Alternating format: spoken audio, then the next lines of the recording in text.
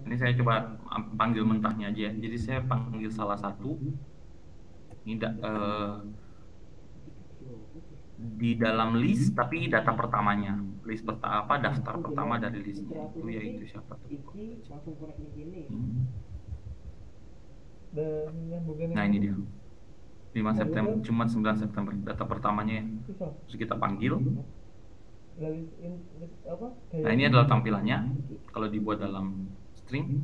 Nah yang menarik di sini adalah jadi di dalam CSV-nya, dalam file CSV-nya yang dirubah ke data frame tadi pakai pandas, itu baris ke 0 atau baris pertama dari rows dari ya baris ya. Jadi row pertamanya itu bukan langsung nilai datanya.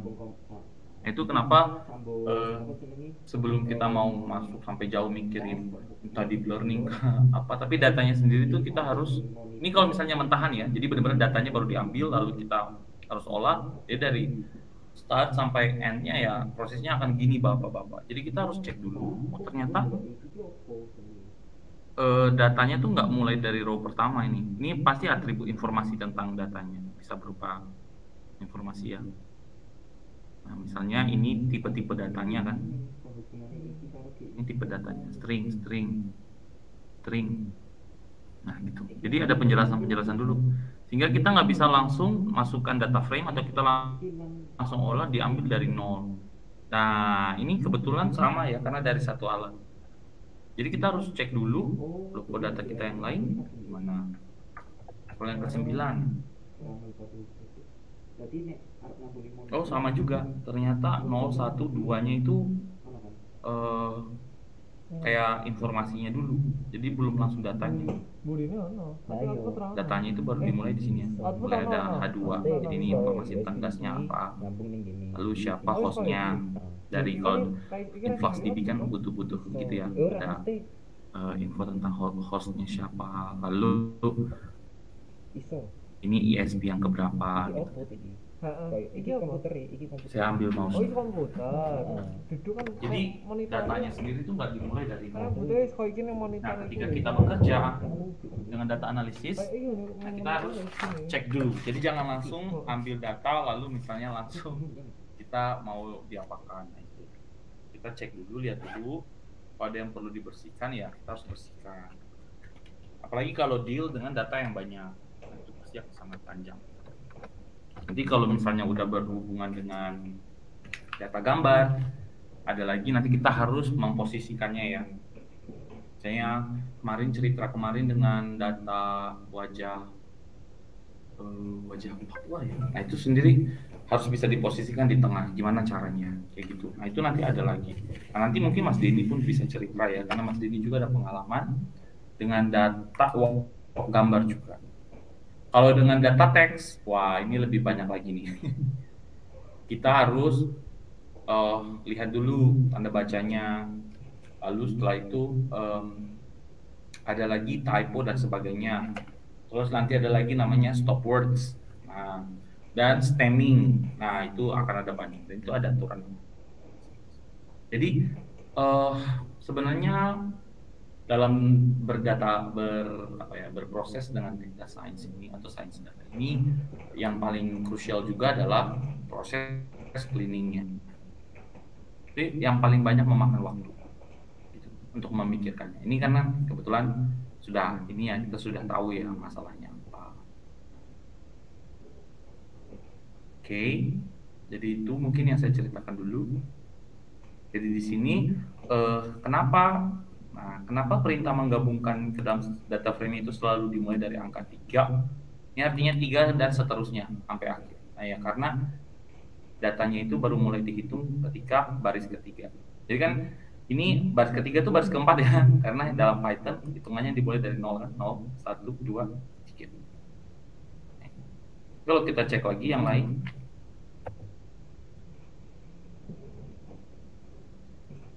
0, 1, 2, 3 baru data lagi.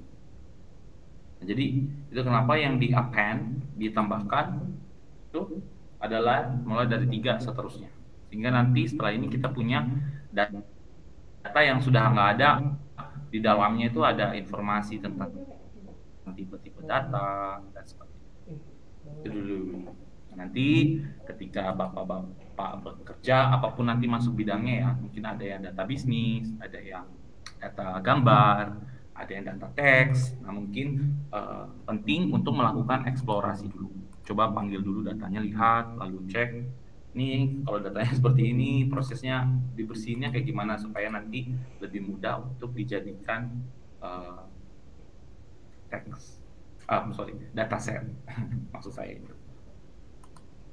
Oke, kalau secara langsung saya paling punya pengalaman data teks dan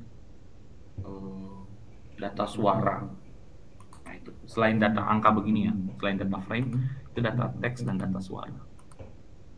Kalau data gambar tuh tidak punya pengalaman sendiri ya, paling ya belajar di kelas gitu. Tapi untuk kayak project atau penelitian sendiri tuh baru dua itu, teks dan suara. Nah, data suara itu fitur expressionnya lebih susah lagi. Terlalu banyak teorinya. Oke, nah sekarang karena kita sudah append, kita udah punya ini di sini. Nah, ini isinya adalah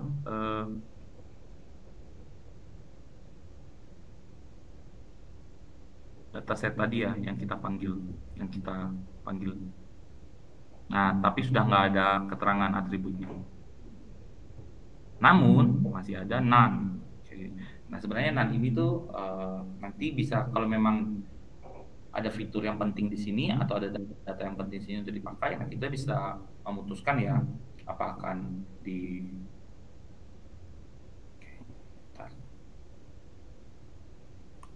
drop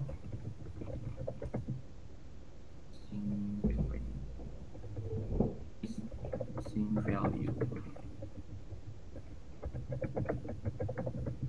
Nah, misalnya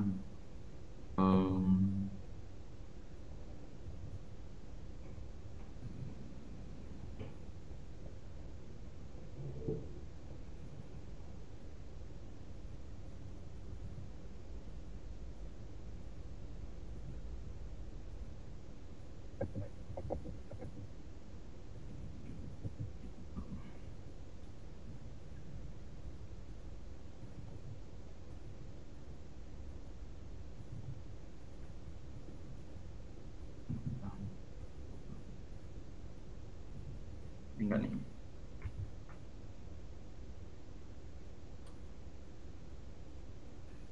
Nah, misalnya ini sekarang kita punya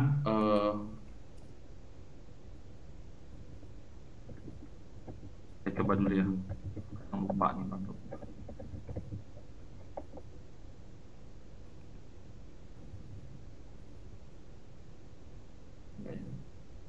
Oh, salah.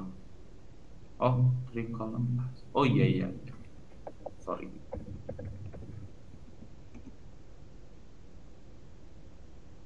Nah, sekarang kita punya satu data frame namanya A underscore. Terus A underscore ini punya 3 baris, 4 kolom. Sederhana banget nih data frame.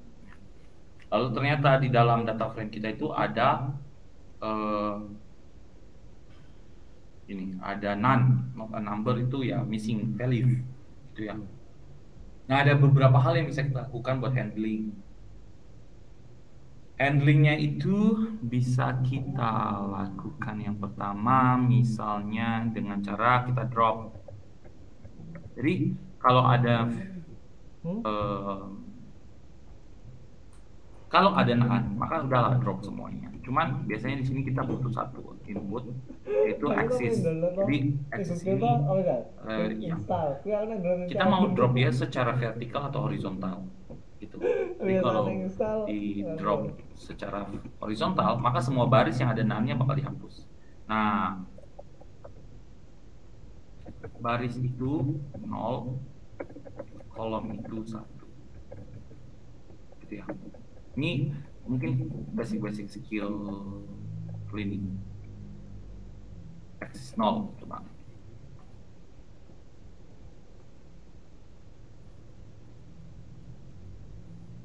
Nah, jadi setelah di clean, gitu ya, kita drop semua yang ada nanya, baris yang ada nanya semua di drop. Atau bisa juga, nah yang di drop adalah kolom gitu. Jadi nanti ini bergantung dari kebutuhannya. Kalau misalnya kebutuhannya yaudah kalau ada yang missing data udah drop aja semuanya, nggak usah dipakai. Atau oh pakai aja, nanti lihat aja fiturnya itu kan. Biasanya kan ada kebijakan ya gitu. Jadi itu bergantung kebijakan. Atau ada satu lagi, hmm, ini kalau codingnya tuh agak lupa apa-apa. Jadi kita harus coba-coba dulu. Kalau error ya berarti salah.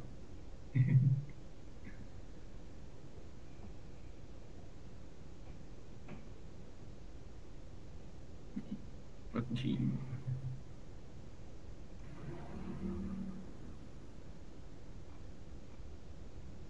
Ini misalkan oke. Nah, jadi kalau kita fill none, maka semua yang none tadi akan diisi dengan angka 0. Itu. Tapi kamu ono lah sing HDM itu USB ini. Kabel HDM itu USB. Nah, fungsi-fungsi ini tentunya ini kan connect HDM itu, cuma ngambilnya swap USB. Fungsi-fungsi ini tentunya memiliki atribut atau enggak parameter yang bisa dicek. Jadi nanti kita bapak bisa browser untuk lebih dalamnya gitu ya. Kita di browser dulu, lalu cari tahu parameternya apa aja yang bisa dicek. Misalnya in place atau axis. Nah ini juga punya axis. Methodnya juga ada. Terus limit sama down checks. Oh pantesan. Ini handling missing values. Lalu apa yang saya putuskan di sini? Kalau untuk bagian ini saya grup dan false ini hanya akan saya drop. Jadi saya buang. Tapi di sini yang pertama sebelum itu kita buat jadi lebih cantik dulu. Ini saya lakukan rename perubahan nama. Kemarin di dataset dengan COVID kita ada pelajari juga. Nanti kalau sudah begini ya, Bapak-bapak bisa banyak hal bisa dilakukan.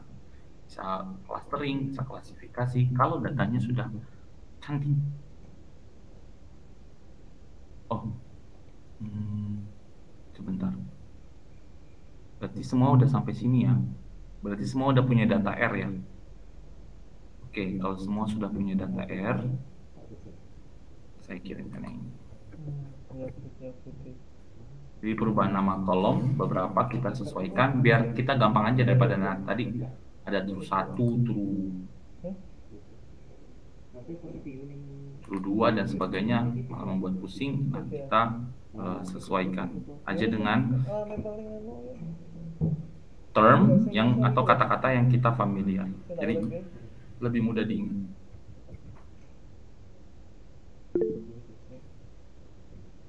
Oke.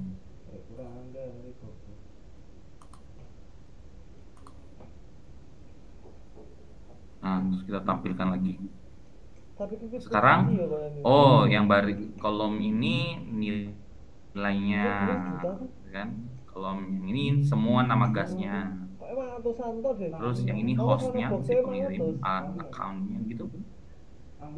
Nah, ini perangkat yang mengirimkan, nama ISP, tetap ISP. Lalu, kalau misalnya ini biar enak nanti plotting dan ini kita bisa rubah dulu. Ini kan tadi string ya, nah kita rubah jadi format datetime. Format datetime itu, nah ini kita bisa import datetime di sini. Kalau ini langsung pakai pandas ya. Jadi PD to datetime, apa yang mau dibikin jadi fungsinya jadi datetime, oh yaitu si date. Ini touchscreen deh, ora ya? Terus ada yang jadi date, ada yang jadi time. Nah, lalu kita kasih variabel yang baru, nama kolom yang baru. Jadi dia nanti akan menambahkan.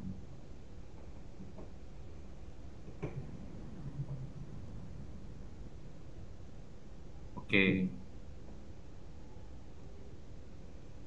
Nah, masih ada yang mau kita buang ya. Oh, kamu pencet Kita lanjutin lagi. Oh, ini yang kemarin kita ngecek. Kalau misalnya mau mengecek berapa banyak keunikan, jadi ini terkhusus kalau mau klasifikasi dan sebagainya. Pengen tahu ada berapa banyak kelas, nah itu. Jadi pakai fungsinya and unique. Tapi kalau mau tahu apa aja, gitu ya. Jadi udah tahu dua nih, tapi duanya itu apa aja? Nah itu pakai unique-nya, n-nya dihapus aja, langsung unique-nya. Atau misalnya gas.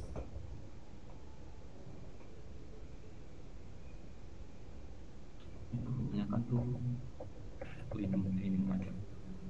Disinilah kita yang diminta kebijakan sebagai seorang penganalisis ya. Oh, apa keputusannya apa aja yang dipakai, apa aja yang enggak, atau bagaimana menghandle missing value. Nah di situ kita dibutuhkan kebijakan. Ya keputusan kita nanti akan mempengaruhi model ke depan. Nah ini misalnya kalau di gas itu apa aja yang unik gitu ya. Jadi sebenarnya bukan gas sih, karena ada wind directions di sini, ada humidity. Ini harusnya lebih baik namanya jadi sensor ya, atau ya mungkin gitu ya, data sensor. Nah ini bapak bisa sesuai. Oke, jadi ada toluen, smoke, hydrogen, terus ada NH3 alkohol, NH4 wind speed, propane, H2S, nah, terus ada NO2, metana, CO, dan gas LPG.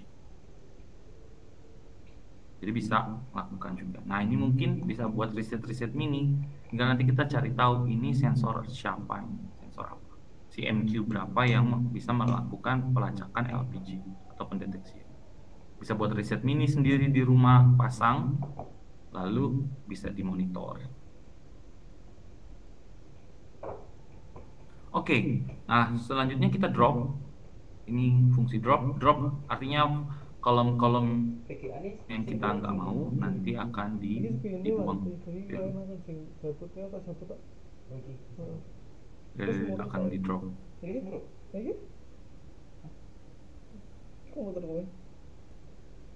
Monitor.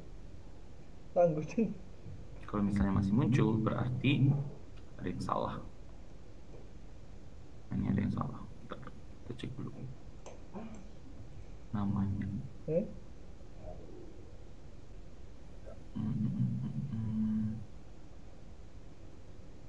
Oh, ada cara lain.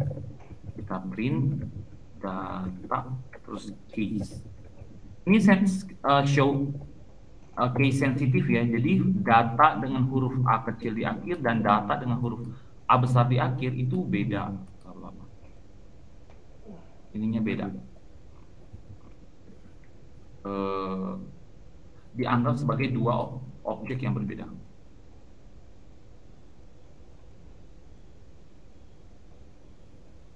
Oke, 0, 1, 2, 3, 4, 5. Coba kita pakai ini.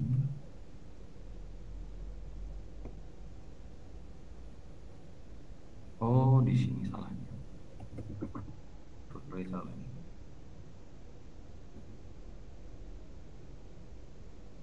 Ini yang harus dihilangkan. Nah. Coba kita ambilin lagi. Apa bisa kayak gitu ya? Udah dikasih drop tapi masih muncul. Karena ternyata di sini ada definition baru ya, data lagi, tapi ini datanya sih data. Nah, kalau mau kayak gini berarti gimana dong? Berarti harusnya gini, data sama dengan data yang data ISP-nya ISP9. Jadi kalau yang sekarang ini, yang barusan saja di run, itu akan ada ISP9 dan ISP2. Tapi kalau saya run ulang, saya matikan dulu, terus kita coba ya, data.isp.nunique.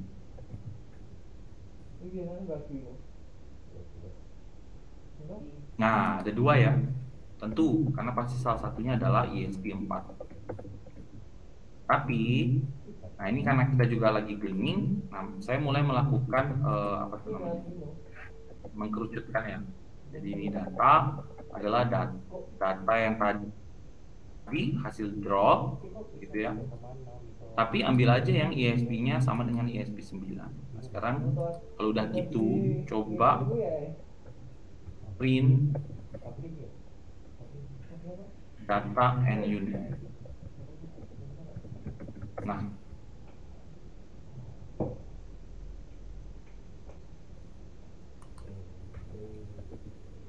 oh sorry salah.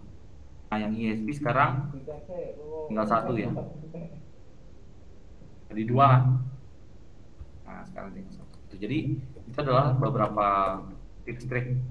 Jadi nanti di sini makin mengkerucutkan lagi. Kalau Mas Daniel, kalau saya maunya dua-duanya aja ya nggak masalah kayak gitu. Cuman kan ISP 4 dan ISP 9 itu adalah dua perangkat yang lokasinya berbeda. Nah itu kalau ketika dilakukan analisa, apakah kita bisa melibatkan dua device yang berbeda terus mereka membaca data lalu datanya kita pakai, nah apakah bisa kayak gitu. Nah, di sini saya membatasi supaya oh iya setidaknya lebih valid ya, lebih terpercaya karena itu adalah pengukuran di tempat yang sama, beda waktu aja untuk menghasilkan time series. Alasannya ya Pak ya. Sampai di sini apakah Bapak-bapak bisa mengikuti?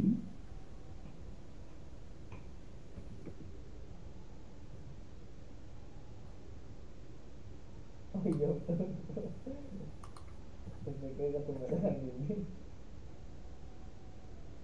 Untuk merubah. Oh aman, siap. Nah, harapannya mungkin kalau sudah nyaman dengan Python, nah mungkin kayak nanti misalnya dapat data dari business intelligence ya, itu biasanya kalau Pak dosennya itu Pak Adi, nah itu nanti pasti akan diminta menggunakan R, ya boleh kita belajar ya, sangat baik belajar bahasa yang berbeda itu. Nah, tapi mungkin kalau bingung atau apa, mau pengen cross check aja, nah bisa pakai Python. Walaupun mungkin hasilnya akan ada perbedaannya karena cara menghitung, cara pembulatan dan sebagainya kan bahasa pemrograman beda, tapi nggak akan signifikan. Oke, kita udah sampai situ ya. Jadi kita udah bisa mengkerucutkan data yang akan diolah, yaitu data dari perangkat ISP 9. Nanti bapak-bapak bisa pilih punyanya bapak-bapak sendiri. Mau ISP 9 boleh, ISP 4 boleh, mau campur juga boleh. Yang penting dapat dipertanggungjawabkan gitu loh. Karena kan sains itu sebenarnya statistik itu ya, mencari hubungan antara waktu tidur dengan pergerakan bintang di langit bisa nggak? Wah, bisa banget tuh kalau cuma mau ngitung-hitungannya. Tapi kan, nah di sini tanggung jawabnya ya. Ketika kita ngitung-hitung lalu punya data terus dicari hitung korelasi atau apa gitu kan, atau dicari hubungannya. Nah, apakah itu masuk akal? Apakah itu punya arti? Nah, itu justru itu yang lebih berharga dan membuat analisa atau mungkin riset kita tuh ya jadi oh iya masuk akal. Nah, sekarang setelah kita sudah kerucutkan hanya untuk perangkat ISP 9 aja, nah kita bisa lihat. Sekarang kita udah bisa mulai lebih fokus lagi. Oke, kalaupun saya mau melakukan analisa apa yang bisa saya lihat di sini, atau bacaan sensor terhadap parameter apa atau nilai apa yang bisa saya analisa. Kan ada gas dan ada juga yang non gas ya, seperti kelembapan, suhu. Nah ini kan non gas ya. Wind directions, walaupun saya ragu ini alatnya ada ya, jadi saya ini agak curiga sih. Semoga ada. Bukan, maksudnya semoga yang dipasangkan itu ada wind direction. Jadi saya tidak dan WinSpeed ini. Jadi saya tidak merekomendasikan dua ini karena hasil pantauan saya sih alatnya tidak terpasang dengan baik. Kayak gitu. Ayo kita cek saja. Soalnya mau ning kene Ada datanya. ya bener iki. Kok berubah ya? Mau duduk iki. gara-gara itu sih ngarahku Heeh, mergo ganti berubah. Packnya belum ya. Heeh. kan kita WinSpeed. anjay Oh, Nah, sorry. berubah. Iki dari pecah nih kene. Ya. Saya yang salah. ya gara-gara Das. Nah, kan emang ngono asine yang Dex. terus itu dia apa ya oh Terus pareni sih weh, tak sadon ya. hah Tak sadon. tak Ini kita orang lihat dulu alat ini tidak apa nilai. Oke. Saya mau mencoba plot data nilai untuk data gas yang data gasnya itu WinSpeed. Apa lagi? Non numerik data. Oh, syukurlah. Ya, berarti datanya bukan numerik ya. Kita ini aja deh. Coba kita cek datanya seperti apa. Numerik.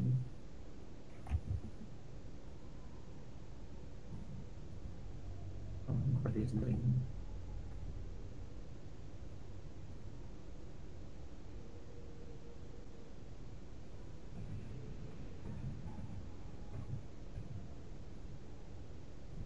oh iki soalnya mas ini saya nyatine Ya ning lawas. nyatine lagi Display.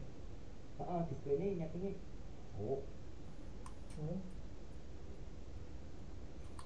dan begini ono wadahnya kan nyatine displaynya kok display ini langsung jadi Itu komputernya. itu kan ono nah ono Oh, oke.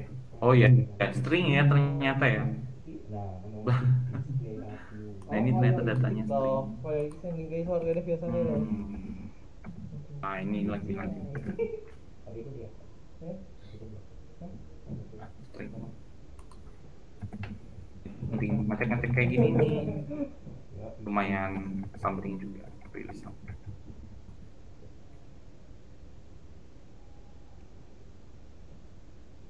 Nah, cuma saya nggak rekomendasikan ini karena saya sendiri nggak lihat alatnya ke attach. Ini kok bisa ada nilai ini? Apakah mungkin yang dikirimkan ada? Saya nggak tahu sih. Saya tidak ingin berprasangka. Cuman ini masukan dari saya. Mungkin kita fokus sama yang gas-gas saja atau non gas seperti humidity dan temperature. Oke, ini bisa pilih salah satu. Ya, jadi bapak bisa pilih salah satu. Ini karena tadi kita mengambil yang syaratnya itu harus ada gini, yang gasnya itu smoke aja. Jadi dia akan DF0 itu hanya akan menjadi sebuah data frame yang berisi fitur-fitur tadi di atas. Yang ini ya, ada time-nya, ada nilai, gas, host, ESP, date. Tapi gasnya ini isinya cuman smoke aja, gak ada gas lain. Terus kita reset indeksnya karena kan pasti yang smoke itu dia mungkin urutannya ke 100 gitu. Padahal kalau kita panggil nanti kita harus tahu dong dia start dari mana gitu kan. Nah, supaya lebih aman kita reset aja indeksnya. Maka indeksnya akan dibuat dari 0 lalu disimpan jadi df0. Nah, bapak-bapak bisa pilih juga nih mau smoke atau mau data yang lain, silahkan. Ingat ya, kita punya 16 dikurang 2. Jadi kita punya 14. Buat cicil-cicilan paper ya untuk nilai. sayangnya nganu ya apa Nilai mata kuliah apa nih? Data analisis ya. Ya bapak-bapak, semangat Pak. Biasanya kalau paper tuh udah auto A. Udah nggak perlu ujian-ujian lagi. Jadi nggak usah takut. Oh iya. Oke, lalu di sini kita ada, oh ini string dari time ya.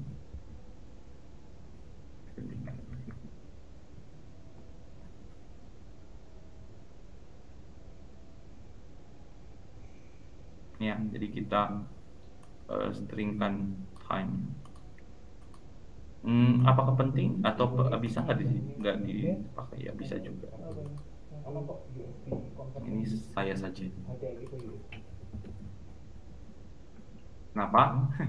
Karena gini, Bo. Jadi itu saya itu cuma ingin memastikan, karena ini nanti saya akan plotnya itu adalah plot barengan ya. Plot barengan di sini maksudnya yang saya lakukan di sini adalah, jadi gas CO itu dia punya gambar, lalu gas smoke itu juga dia punya datanya, itu kan dengan tanggal, data, waktu dan sebagainya gitu kan. Nah ternyata kan ya kayak iya apa ya misalnya gimana tadi? kita bisa lihat ya. Jadi antara satu gas dengan gas yang lain nih, misalnya ini tolen dengan tolen dengan tolen, itu pengambilannya itu kalau untuk tolen memang beda ya. Jadi pengen memastikan bahwa waktu mengambil CO dan smoke itu pada waktu yang bersamaan. Nah itu aja sih. Itu saya bandingkan. Oh, di sini makanya saya buat satu list. Ini indeks berapa aja gitu ya. Jadi pada indeks berapa aja di data frame itu, baik yang A1 maupun A2. A1 itu berarti yang smoke, A2 itu berarti yang CO. Jadi pada data 1 dan data 2 itu pada jam berapa aja atau tanggal daytime berapa aja itu mereka sama, data-data yang sama. Nah itu aja yang akan dipanggil nanti. Jadi pada saat yang sama, baik pengukuran CO dan pengukuran smoke-nya berapa, nah itu dipanggil. Gitu. Supaya nanti kalau misalnya saya plotkan, ya itu memang plot CO dan smoke pada saat itu gitu maksudnya. Untuk pusing wadai jadi untuk wadai sedia apa oke. Nah ternyata kalau kita print dari awal, ini yang 0, 1 enggak ya, berarti data pertama dan data kedua itu dari mereka masing-masing itu beda, nggak sama dengan ketika di string. Justru startnya dari 2, 3, 4. Nah, kita nggak tahu, mungkin ada data-data di tempat lain lagi yang mungkin si smoke-nya nggak kebaca, si CO-nya kebaca, akhirnya ada yang kosong, ada yang enggak. Nah itu kan, aduh. Nah itu jadi idenya saya adalah mending kita langsung aja lihat dulu pada saat yang sama ada nggak pembacaan yang sama, itu semua dicatat indeksnya, lalu nanti akan dipanggil aja mereka semua. Nah itu ngide juga sih Pak. Jadi tuku koyo minyak anyar. Tadi sampai mana ya? Anu prosesor itu. Ini komputer. Iya masa virus. Oke. Tiga ya Sudah. Saya yo ora lah. 3,7. 3,1. Jadi bisa mulai membuat-buat. Mungkin kalau di Papua ya bisa tahu juga tuh, wah keren juga tuh pasti di sana. Lingkungannya pantau. Oke. Samping oh iki Raspberry Pi to. Lah Lah aku. Oh. Kira-kira kan 3,7 ya. Tergantung toko juga sih. Nah, misalkan iki ra piro? Apa? CPU-ne kurang kecepatan 1, Nah, ini tadi ya. Jadi tadi kan kita tahu bahwa data nilai itu ternyata semuanya string. Nah, ini kita buat dia jadi float. Karena string itu nggak akan bisa dikomputasi oleh, walaupun dia 123 atau 35,6. Tapi kalau tipe datanya string, nah itu nanti dia nggak akan bisa diolah oleh komputer. Itu kenapa kita harus rubah dia dulu jadi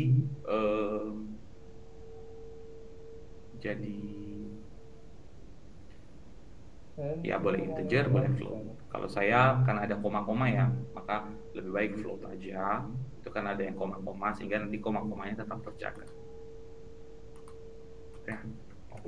Nah, itu penting banget tuh, awal-awal tuh sangat penting mengecek data frame. Mengubah tipe data dari string. Tapi kalau komputer juga iya. komputer juga. menjadi float agar bisa Pokoknya diproses bener-bener sama secara matematis. Ono pasti 2 Lama juga bisa. 2 juga. Ini devlog yang locationnya apa? Semua baris tapi kolomnya itu nilai. Itu sama dengan sebuah list yang isinya float E for all E di df0 nilai. Kita tahu bahwa df0 nilai tadi tipenya itu string. Jadi nanti kita floatkan mereka semua. Begitupun dengan yang dari datanya smoke. df1 log, jadi ini df1 log. Itu artinya locations dari data. Kalau ini itu semua baris, tapi kalau ini yang di tengah berarti semua kolom baris yang dispesifikkan. Itu. Ya, kalau ini semua baris yang kolomnya kolom nilai, itu nilainya dibuat sama dengan hasil transformasi ke float dari I, di mana I itu adalah semua df1 nilai yang tadinya itu string. Jadi kita kayak mengupdate baru. Nah, sehingga nanti kalau misalnya udah kayak gitu, df1 tuh kita coba aja ya. Oh iya, mungkin bisa. Coba aja Mas, jangan cuma ngomong-ngomong gitu. Kan kita Sorry. ono OS OS dhewe lah, OS pasti to. Terus download ayo ini Python. F1 oke, Jenenge nilai Jadi langsung apa present ngodingnya ning kalau langsung buat di kono ya. head. betul.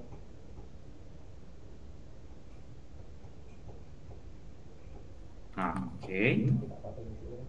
Lalu Satunya ambil yang ke 0 aja. kebetulan kamu mau lagi tak monitor ya? Ya, Nah, satu. lalu sekarang kita cek type. 6 float. Oke, jadi dia sekarang udah jadi float. Tadi str kan, waktu kita cek yang with speed itu. Jadi data yang tadinya string, kita rubah dulu ke float atau integer kalau memang mereka semua bilangan bulat, sehingga nanti bisa diproses oleh komputer. Oke. Nah, ini adalah ngecek.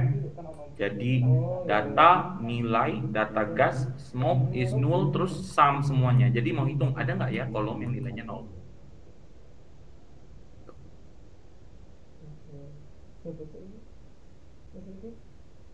Nah, oke.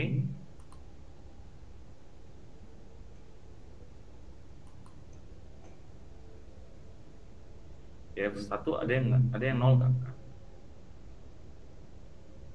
Oke, kita run dulu nih, kita update.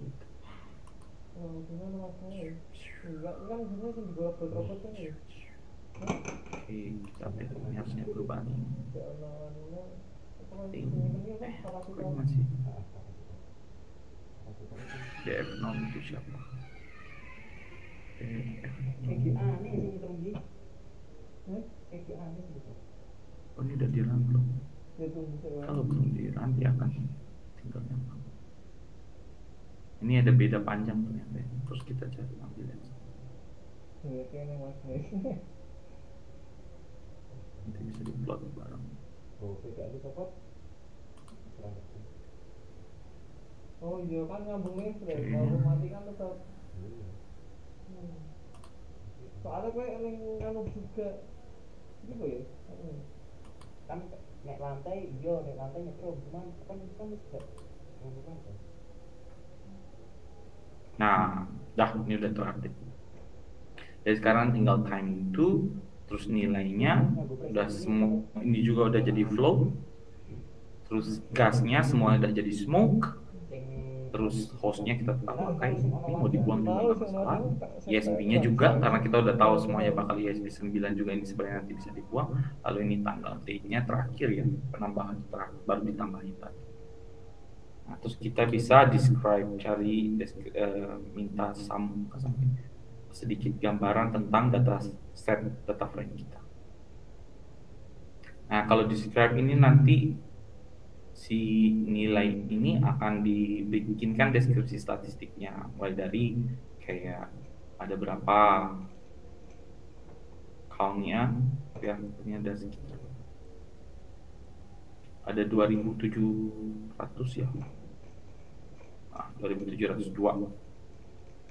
Terus ada ini minnya, standar deviasi, nilai min max, terus ini rata-rata, terus kuartil 1, kuartil 2 atau median, terus kuartil 3-nya, terus max. Nah, kalau sudah oke, yeay. Volumenya ya, Ma ya? Volume Berarti ini sudah lumayan ya. kalau anak fiturnya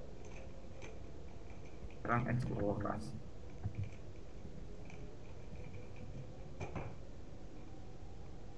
kira soal komunikasi. Eksplorasi ini bisa dalam bentuk visualisasi aja, kayak gitu. Nah, nanti kita akan butuh library yang biasa dipakai untuk kita kerjakan visualisasi ya, atau floating figur gitu. Nah, namanya matplotlib yang akan kita import dengan inisialnya plt. Ini sebenarnya gak ada aturan standarnya, tergantung aja ini apa yang mau bapak lihat gitu dari data yang bapak miliki. Ini histogram.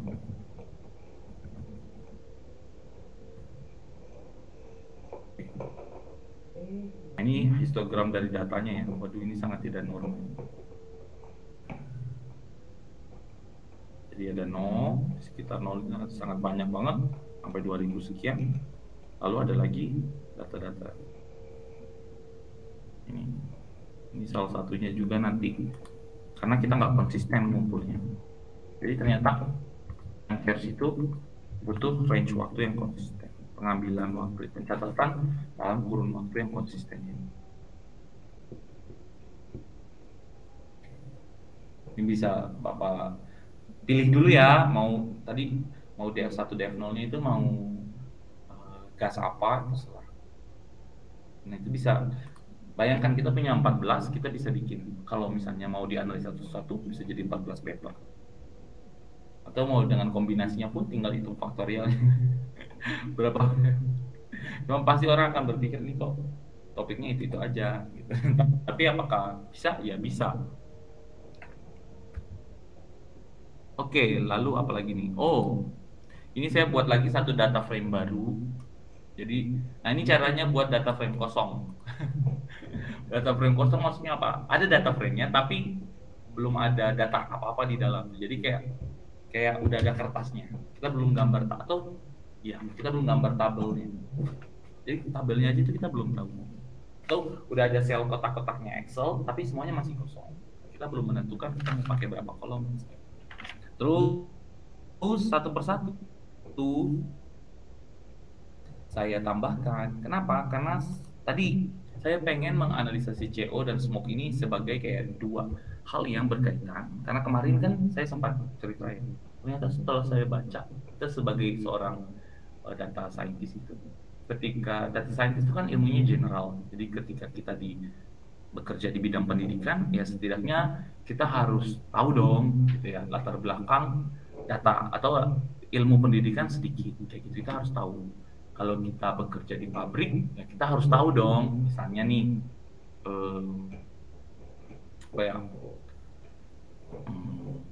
jangan pabrik deh. Atau di kesehatan ya kita harus punya background kesehatan untuk supaya nanti ketika datanya kita ini, kita punya sedikit ilmu yang kita bisa pakai untuk menolong kita bekerja, termasuk dalam bisnis ya. Kan nggak bisa langsung main data-data doang gitu. Ya, apakah bisa? Bisa, tapi nanti sekali lagi balik lagi artinya tuh apa gitu. Terus buat apa? Kan? Nah, tapi kalau kita punya skill data scientist, lalu kita punya pemahaman, di situ justru bermanfaat. Nah, jadi saya sangat merekomendasikan gitu ya sebagai kakak angkatan. Nah, bapak-bapak gitu, mulai dari sekarang mulailah cari minat gitu. Jadi mulailah cari peminatan. Kalau misalnya bapak-bapak, ini akan sangat membantu ketika nanti mau buat paper untuk publikasi ataupun buat tesis, nah itu bisa sangat membantu gitu. Walaupun ya mungkin dosen-dosen kita juga tuh punya usulan, ya punya riset juga, ya boleh kita ikuti juga sih, nggak masalah. Tapi kadang tuh mimpi atau visi kita atau yang tadi saya sampaikan Nah, itu minat kita itu tuh yang mampu membuat kita bergerak ketika lagi malas-malasnya. Malah curhat. Enggak. Ini maksud saya, ini saya sharing ya pengalaman saya kurang lebih ya belajar di data science gitu ya. Jadi walaupun terjun di sana sini, tapi saya punya satu minat gitu, dan sampai sekarang saya masih mau harus belajar. Yaitu ya tadi NLP, jadi pemrosesan bahasa baik lisan tulisan eh, untuk bidang pendidikan. Nah gitu. Jadi itu yang saya pengen dalam.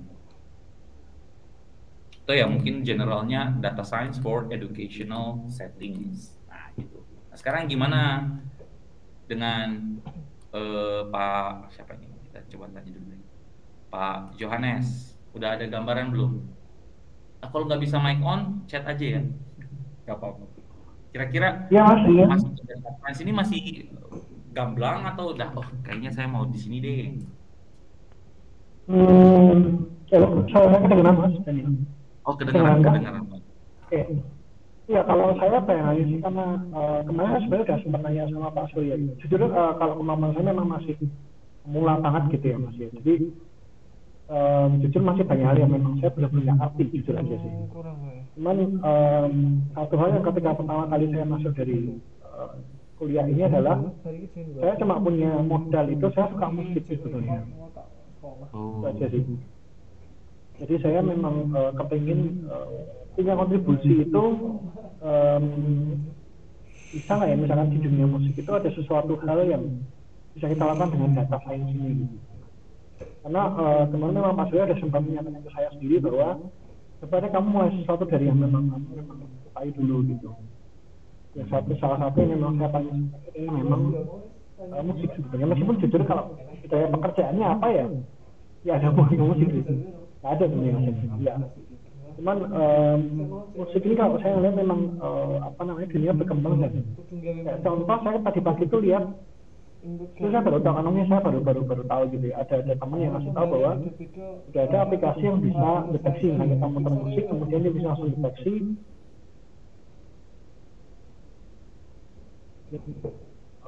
Saya coba untuk masih ke situ dulu.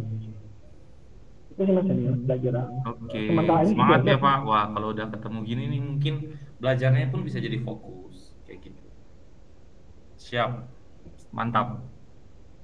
Semangat Pak Yo.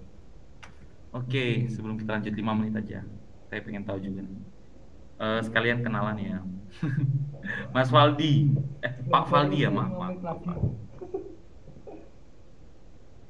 Nggak tahu, saya Mas Daniel tahu, aku di lab jadi. Halo. Kami kan awalnya aku bilang dong. Ya, Kak Daniel. Oke, gimana nih? Apakah Pak Faldi sedang memiliki minat tertentu gitu? Mungkin baca-baca, browsing-browsing, musing-musing. Dari awal sih pengennya bikin aplikasi buat deteksi penyakit, apa sih, kayak gejala demam. Tapi metodenya yang masih banyak itu campur. Cuma kemarin Pak Surya mintanya sensor lagi gitu, bantu buat bikin sensor. Kayak perbandingan antara yang sensor yang pasang sendiri sama yang punya Google gitu ya. Sama pemetaan juga, termasuk pemetaannya gitu. Oke. Tapi ya masih lebih menarik, maksudnya masih pengen terkait pengamanan data, kriptografi gitu sih. Wadidaw. Kriptografi. Dengar bulan. Keren. Kriptografi itu ya. Ngomong-ngomong kriptografi, saya pernah harus ngajar matematika kan, terus matriks. Oh, jangan gue. Nah itu akhirnya tuh, ini entah apakah kesana atau tidak, setidaknya tuh kayak apa sih istilahnya? Encryption sama decryption ya kalau jadi coding, dengan itunya terus dirubah jadi sesuatu yang rumit lalu dibalikin lagi. Ya iya, sebenarnya ternyata matematika tuh banyak asiknya. Semangat Pak Faldi. Ya. Oke, kita dengar Mas Denny dulu, Mas Denny. Soalnya wis yang sudah malang melintang nih. matching sana kan ada. Coba. Mas Den. Oh, nggak apa-apa. Santai aja Mas. Aman. Bisa pakai. Gimana Mas Den? Kalau Mas Denny sendiri gimana?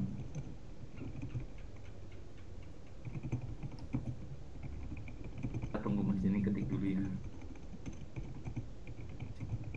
Bang.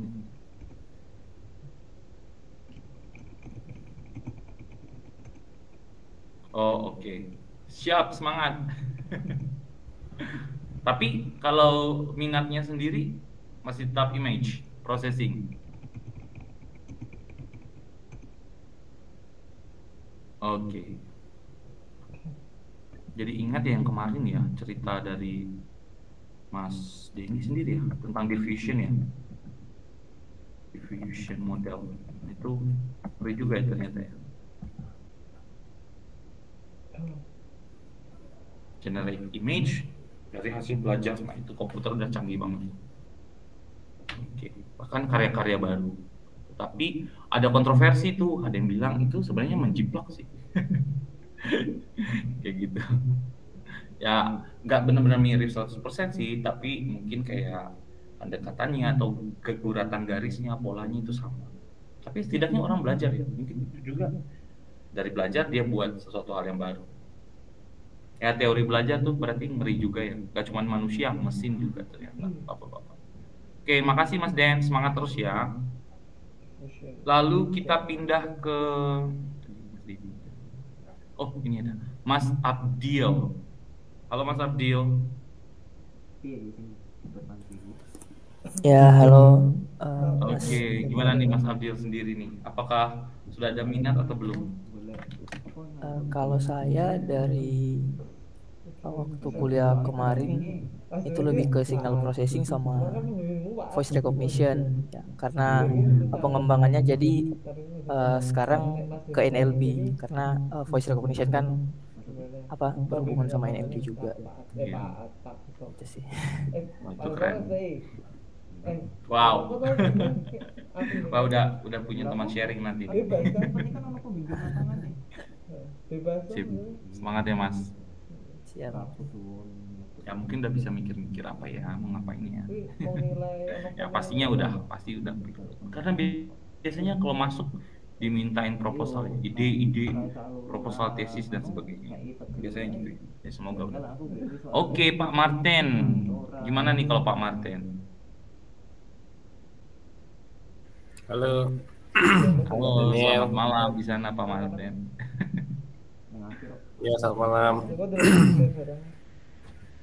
Saya sama ya, kalau masih sangat baru dan memang dunia hijau banyak mempengaruhi saya tentang pendidikan ya, tetap itu pendidikan juga sih. Cuma memang belum mengerucut sampai di mana ya. Yang saya tekuni saat ini sebenarnya di literasi khususnya untuk bahasa ibu ya. Wow. Tentang itu kayak membedakan antara tapi ya baru pemikiran aku juga ya, kayak bahasanya satu suku dengan suku lain itu langsung ketahuan tuh gimana caranya dengan saya data yang sudah kita punya gitu ya. Ya semacam translation machine dan juga dalam bentuk apa ya, ujung-ujungnya itu nanti kayak menjadi bahasa baku suku tertentu gitu. Jadi nanti feedbacknya ke pendidikan gitu ya, berguna apa tidak,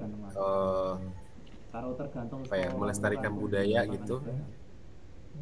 Nah itu idenya. Terus yang kedua awalnya tuh pengen juga tentang ini ya, karena pandemi ini kan sebenarnya butuh ini ya, butuh sentuhan untuk teknologi apa sih yang bisa digunakan untuk mempelajari kebiasaan murid gitu, dan menyesuaikan dengan ini kemampuan karakteristik belajarnya dan itu bisa membuat dia jadi apa ya, nyaman belajar sesuai dengan yang apa ya, yang dipelajari oleh mesinnya kayak. Jadi waktunya tepat untuk dia belajar gini, kemudian materinya seperti apa sesuai dengan karakter yang dia punya. Saya pikir itu juga nanti akan sangat berguna bagi kayak penyandang disabilitas. Itu sih masih melayang. No, itu oke, udah keren banget itu, udah sangat mulia. Nah itu mungkin boleh tuh baca-baca tuh post tagging itu, terutama kalau mau bangun gitu ya. Thank you. Ya ini NLP, jadi salah satu tugas di NLP itu Masih salah satu NLP ya? post tagging. Masih NLP itu kalau mau membangun apa ya, kayak semacam grammar untuk nanti si bahasa. Jadi nanti Yes. NLP-nya ini tuh bisa membaca tuh bahkan sampai grammarnya, mana yang merupakan verb-nya, mana. Nah, itu nanti untuk prediksi maupun misalnya language atau translation machine ya. Nah, itu kan nanti akan sampai situ. Nah, itu bisa bikin jadi semua. Nah, ini post tagging. Ada beberapa riset sih, jadi mereka coba bangun post tagging dataset untuk bahasa-bahasa lokal di Indonesia itu ada beberapa. Kemarin ada dapat satu bahasa Sabu atau bahasa apa ya, lupa. Itu kayak di daerah timur. Nah, mungkin Pak Martin bisa mulai sedikit. Ini keren juga. Oke, sip. Thank you informasinya Daniel. Oke, silakan. Kalau berkenan ya baca-baca, spend time. Ya baca sih memang. Harus baca. Oke, kita lanjut. Nah, berarti ya semoga berharap juga yang simpel-simpel begini ya, terutama buat rekan-rekan yang baru terjun itu bisa membantu untuk paling nggak kasih ide kayak trigger, lalu ada skill basic yang mungkin nanti bisa dikembangkan, karena tentu ketika nanti masuk butuh pengembangan. Nah, tadi kan saya udah catat tuh di atas mana dia? A1 dan A2. Nah, saya udah catat A1 dan A2 itu yang sama. A1 dan A2 ini siapa? Ini adalah indeksnya.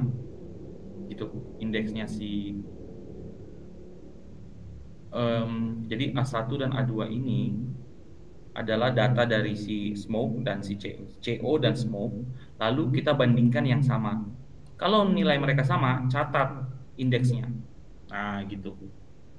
Nah, setelah kita cleaning, tampilin. Nah, di sini saya buat lagi nih. Saya panggilin buat satu data set baru, namanya kasih nama data df2. Itu tuh data frame kosong karena nggak ada apa-apa di dalam. Ini cuma buka kurung tutup kurung. Nanti kita tambahkan satu-satu. Nah, isinya siapa aja? Isinya pertama tanggal. Yang indeksnya harus indeks ini tadi. Nah, indeksnya itu harus A. A itu siapa? A itu adalah yang waktunya sama tadi, waktunya si smoke dan CO yang pembacaan waktunya sama. Jadi mereka dibaca atau datanya itu diakuisisi pada waktu yang bersamaan. Itu dicatat indeksnya, lalu sekarang saya panggil. Sekarang ini juga CO itu nilai DF1 yang locationsnya, ilog-nya, index locationsnya tuh ikutin A.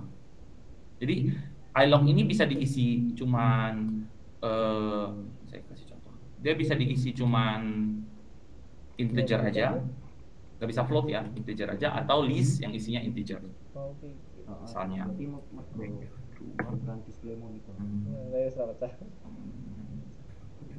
df2 smoke, lalu ilog.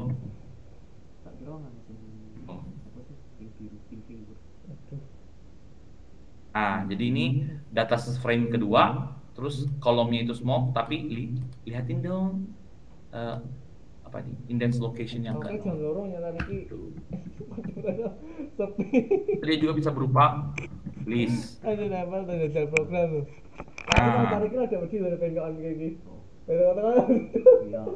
ya. Oke, jadi ternyata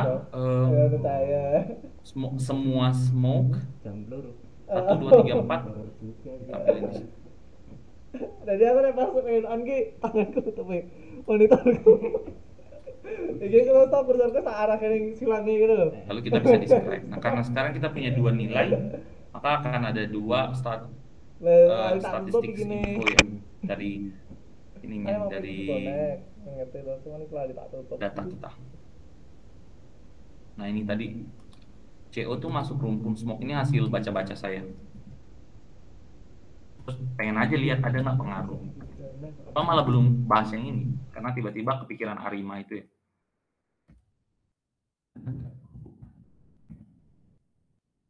Oke. Ini ada salah satu lagi selain Matplotlib yang lebih fancy, yang lebih kayak lebih asik ya dilihat tuh, namanya Seaborn. Bisa diimport. Ini udah dikirim belum? Saya kirim dulu.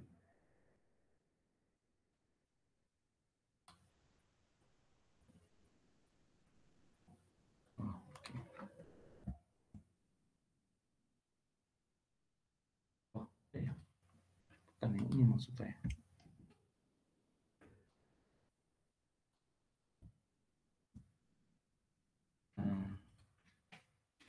Oke. Terus kita mulai. Nah ini, jadi kita buatkan dulu figure. Figure itu berarti yang putih ini. Dibuatin figurnya. Nanti ada, kalau dalam Matplotlib itu ada figure and axis. Axis itu ininya, si kotak-kotaknya.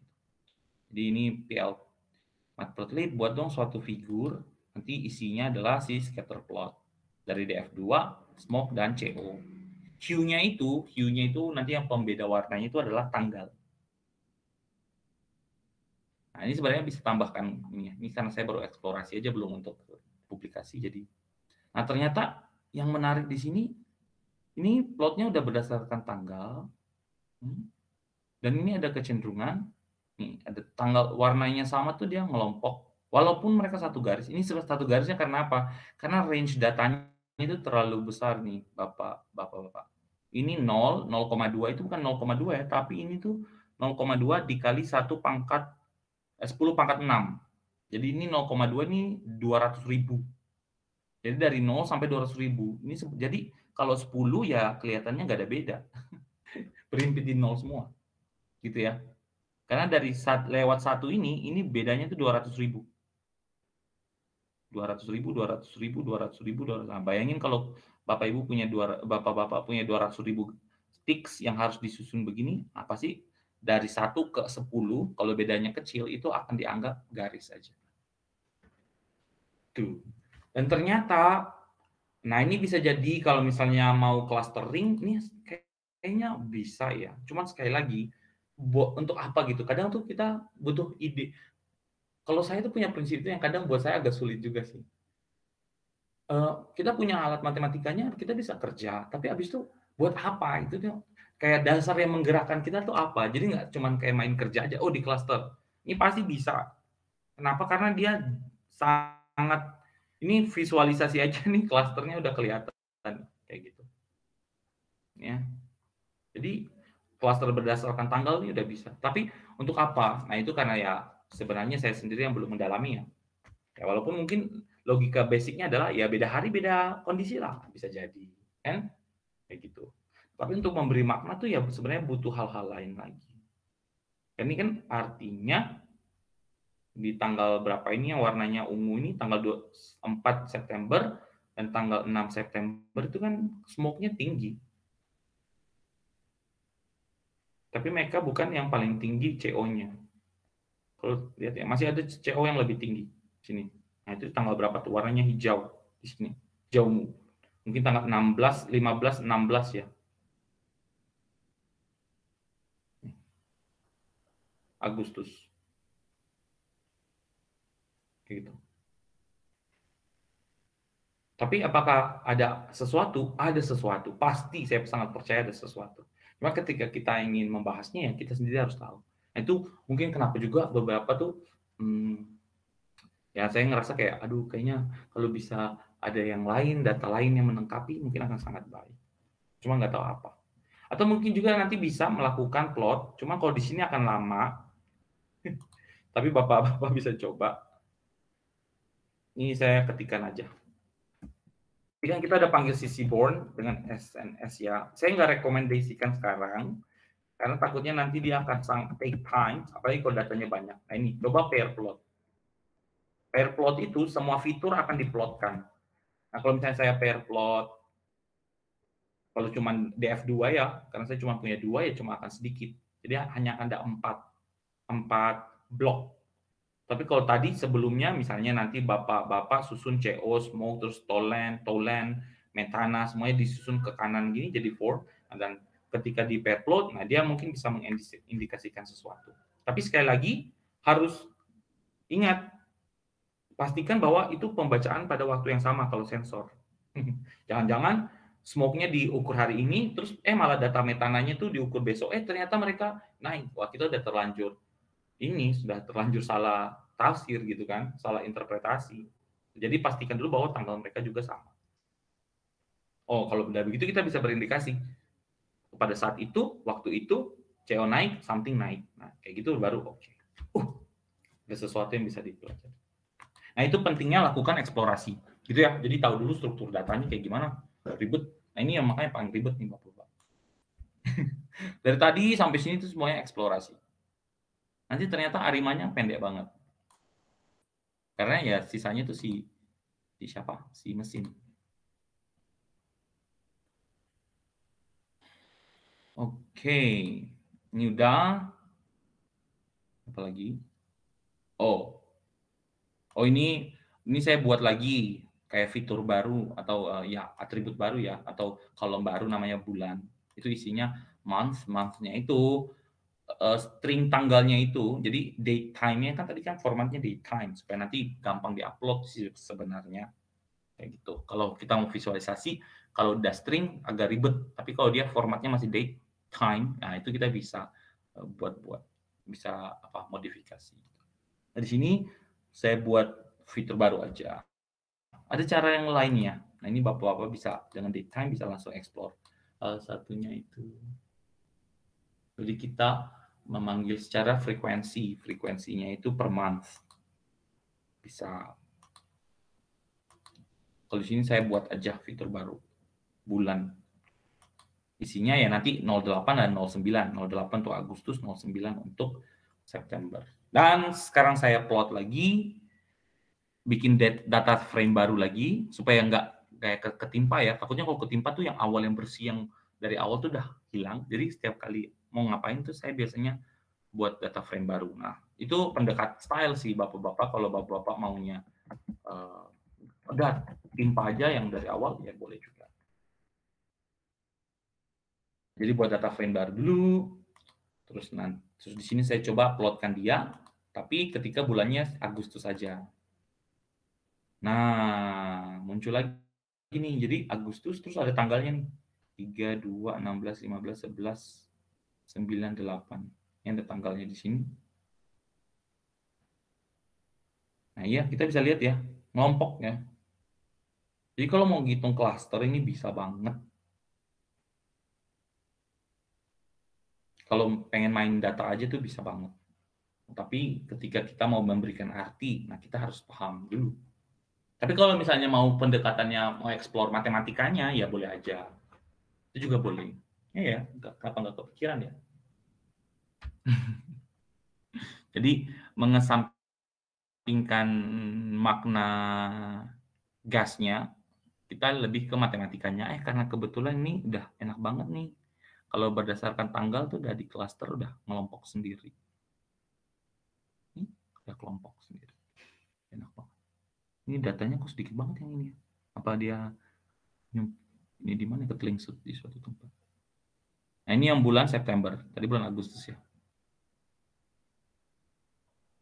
Nah, bisa lihat kan? Bapak-bapak bisa lihat. Ini tuh udah mengklasterkan dirinya sendiri ini tanpa kita. Berdasarkan tanggal. Itu artinya apa? Berarti pada hari yang sama tuh punya kecenderungan baik itu gas. Nah, belum tahu nih kalau humidity dan temperature ya. Tapi kalau konsentrasi gas tuh ya punya kecenderungan untuk mengelompok. Jadi satu hari itu bisa sama banget. Cuma nih tanggalnya lompat nih 4, 6, 12, 13. Mungkin ya bisa lihat 12 dan 13 lah. Kalau kita lihat Agustus ini nggak enaknya di data setnya agak sedikit bermasalah. Ini tiganya aja cuma yang ini. Mungkin kita harus kalau punya yang lebih bagus mungkin. Nah, tapi setidaknya kita sudah bisa melihat peluang-peluang. Dan juga ini kita bisa lihat ada trennya, ada peningkatan.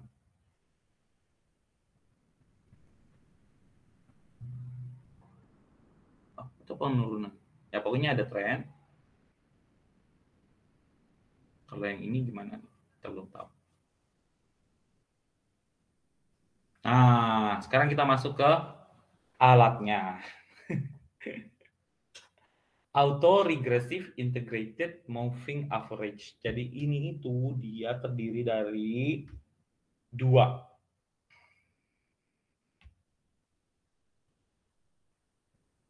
Sebentar. Jadi dia itu terdiri dari dua hal. Dan dia ini adalah salah satu teknik ya, gitu, teknik untuk melakukan forecasting atau peramalan kayak gitu. Nah, dan dia menggunakan historical data. Jadi data sebelumnya dipakai untuk mencoba meramalkan data ke depan. Dengan asumsi apa? Asumsinya tuh fungsi waktunya tuh linear. Gitu. Jadi dia tuh sebenarnya punya asumsi-asumsi juga. Ini nanti ada asumsi-asumsi, ada beberapa hal yang dicek dulu sebelum kita menerapkan dia ini. Kayak gitu. Jadi ini tuh seakan-akan tuh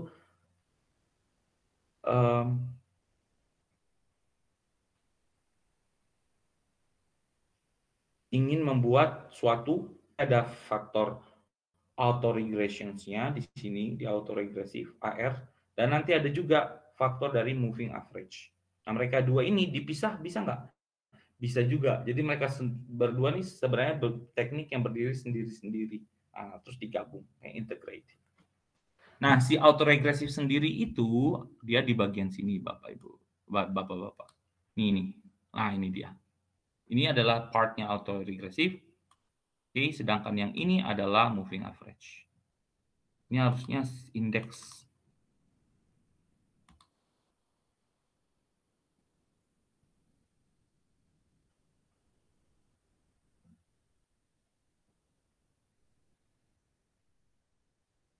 Oh.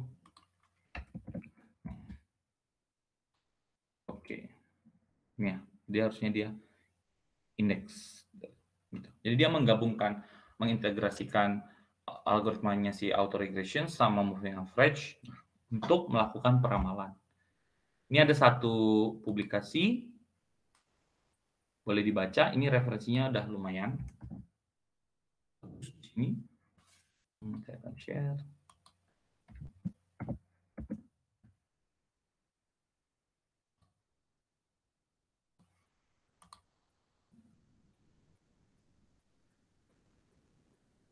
Oke, nanti di situ ada mulai literatur review-nya dari si forecasting-nya dulu, tapi di situ fokusnya di demand ya, permintaan dalam transaksi kan jual beli barang gitu. Nah, jadi forecasting demand-nya, meramalkan nilai permintaan terhadap barang menggunakan ARIMA. Oke, nah dan ada dua hal yang penting untuk dicek dulu, yaitu ada collinearity sama stationarity. Karena mereka nanti akan mempengaruhi performance dari model yang kita bangun. Time series kumpulan pengamatan yang diperoleh melalui pengukuran berulang sepanjang selang waktu tertentu secara konsisten ini sepanjang waktu secara konsisten. Ya, ini yang harusnya digarisbawahi ya. Secara konsisten. Plot data grafik biasanya sumbu Y dan salah satu plot data grafik itu biasanya pada sumbu Y. Jadi misalnya kalau fungsinya gas, jadi gasnya di sumbu Y, lalu sumbu X-nya itu adalah sumbu Y-nya adalah bacaan sensor terhadap gas atau suhu atau kelembapan dan lain-lain. Lalu sumbu X-nya akan selalu menjadi waktu. Nah, itu kenapa fungsinya juga diasumsikan sebagai fungsi waktu. Nah, ini ketika kita akan memakai ini ya, yang penting di atas ini satu. Ini adalah model, ini udah dibuat.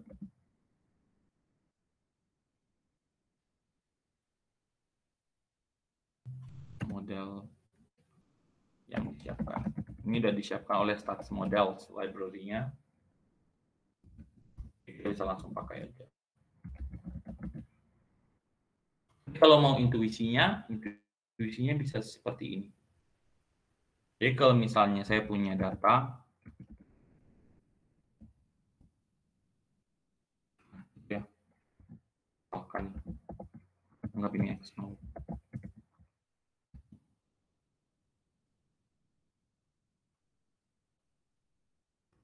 Ini X1. Nah, kalau kita mau buat misalnya ini Y-nya, ini outputnya. Ini misalkan ya jadi datanya agak berantakan, maaf ya Bapak-bapak. Misalnya gini ya, Y outputnya. Nah, maka paling sederhana ya, autoregresif itu kita bisa mulai begini. Jadi kita mulai dengan, kita namanya shifting, ini bisa dibaca. Jadi kalau misalnya 1, 2, 3, 4, maka kita buat lagi variabel baru, tapi mulai dari 2, 3, 4.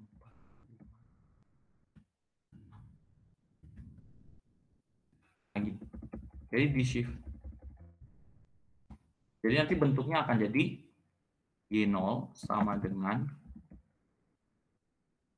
A dikali X0 ditambah B dikali X1. Padahal ini parameter-parameternya. Padahal si X1 itu sebenarnya apa? X1 adalah, atau sebenarnya si X1 adalah data ke sekarang, misalnya data ke T, lalu X0-nya itu sebenarnya adalah T min 1. Nah, gitu. Jadi waktu di T min 1. Sehingga kalau misalnya X1-nya ini 2, berarti kan akan mulai dari 2 nih pasti. Dan ini kan none ya. Nah, ini akan jadi 2. Lalu yang ini nanti akan jadi 1. Nah, yang ininya 3. Ini akan jadi 2. Itu paling teknik, intuisi yang paling mudah ya. Jadi di shifting. Nah, mau berapapun tuh bisa di shifting. Selama datanya kita bisa cari regresinya. Kita optimize untuk menghitung parameter A, B. Tinggal tergantung berapa. Nah, itu intuisinya si auto regression. Nah, sekarang kalau di ARIMA itu nanti akan ada 3 parameter penting yang dipakai.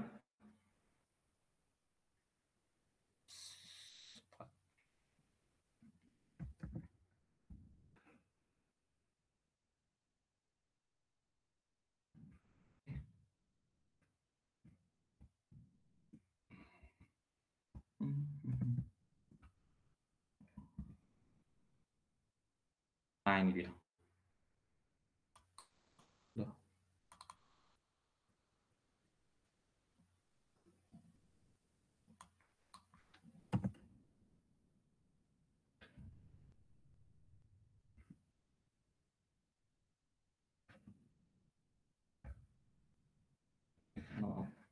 Biasa aja. Nah, ini ada P, D, dan Q. Siapakah mereka? Nah, teman-teman bisa langsung lihat dari literatur yang tadi sudah saya kirimkan.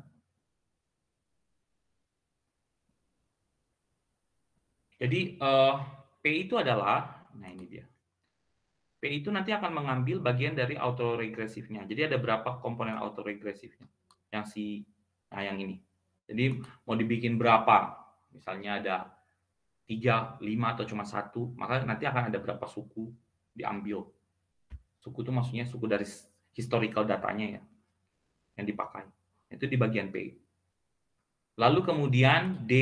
D itu adalah differencing number. Kemudian Q itu adalah number dari moving average-nya.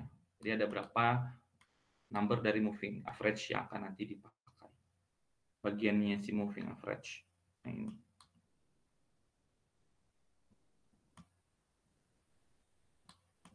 Nah, di sini kita akan coba diskusi sama-sama, ya, lihat bersama-sama caranya mengetahui P, D, Q untuk membangun modelnya.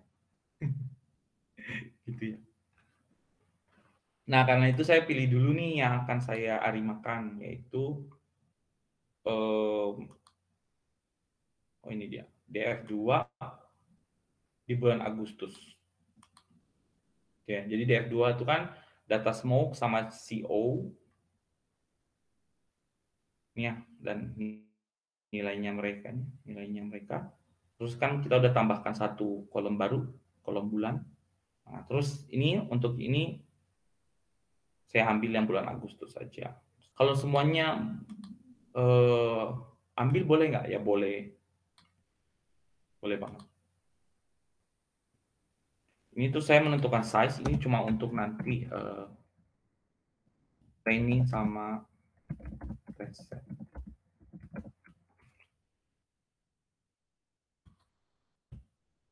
Oke. Jadi kita udah import arimanya. Terus kita udah ambil data yang kita pilih. Nah, Bapak mau yang mana ya? Ya jangan samain sih. Ya mau sama juga boleh sih. Atau mau gas lain juga boleh. Kita punya beberapa banyak gas ya. Dari 14 tadi kan. Kalau gas berarti ada 12. Kalau non gas itu sebenarnya ada 4 ya. Tapi kan dua sih saya tidak rekomendasikan. Jadi tinggal humidity sama humidity dan temperature. Nah, ini apa nih? Apalagi nih Mas? Nah, ini adalah salah satu cara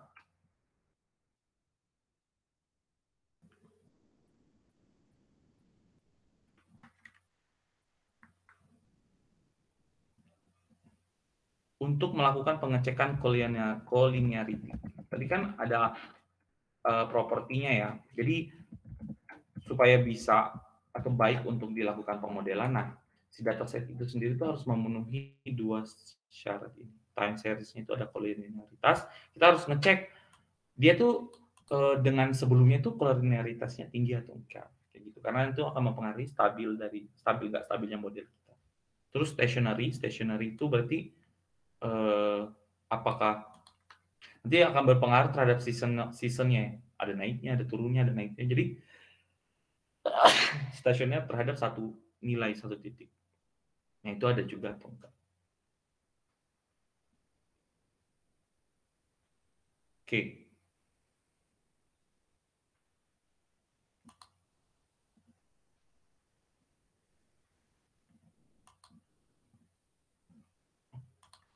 Sorry. Add Fuller itu untuk stationarity. Dicek dulu. Nanti collinearity kita akan pakai. Stationarity. Dan hasilnya, kalau yang T1 ini, T1 ini dari tabel, ini tuh kayak statistik tes statistik biasanya. Terus yang ini adalah hasil hitung.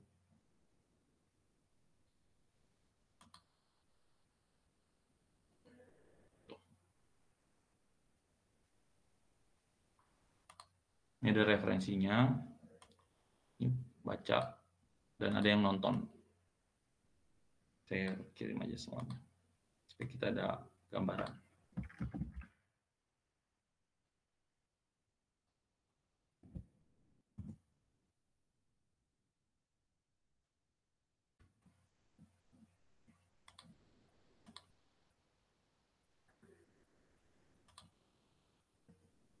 Nah, ini untuk collinearity, autocorrelations.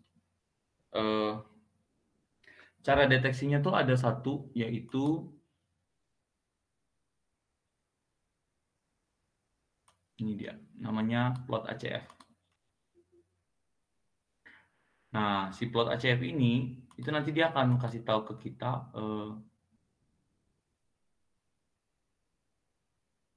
ini plotnya ya. Jadi ini plot datanya. Ini datanya sih yang tadi saya pakai untuk arimanya. Lalu yang ini adalah plot dari autocorrelations-nya. Nah, kalau modelnya kayak gini, berarti autocorrelations-nya itu tinggi, Bapak-Bapak. Ini referensinya dari sini ya, Machine Learning Mastery. Tambah juga dengan video YouTube yang tadi. Nanti ini akan dipakai untuk membantu kita menentukan nilai-nilai untuk moving average, P, D, dan Q-nya tadi. Ada satu lagi yang mungkin saya bisa sharekan. Ini karena semuanya ini maksimum 1 di sini ya. Jadi 1 terus dia turun. Nah ini namanya lex. Lex itu kalau yang X-nya itu lex. Lex itu kayak tempat pencatatan untuk melihat collinearity. Jadi collinearity dari data series itu kayak data seriesnya dibagi, lalu nanti dari rentang dari T sampai ke T plus berapa, nah itu dicek collinearitasnya. Nah itu nanti mereka dibagi dalam segmen-segmen namanya T. Nah ini T ke 0, terus sampai T yang ke 5, lalu 10, 15, 25, dan seterusnya. Nah ini nanti range-nya kita lihat ya, kalau dia di atas range, dia di atas garis yang shade ini, maka kita akan bisa asumsikan dia itu signifikan. Jadi dia segitu. Nah, dan karena ini semuanya di atas, ini artinya ya udah yang paling signifikan ya si 1 ini. Gitu ya. Jadi yang paling apa ya istilahnya? Ini karena referensinya bahasa Inggris nih. Agak membingungkan.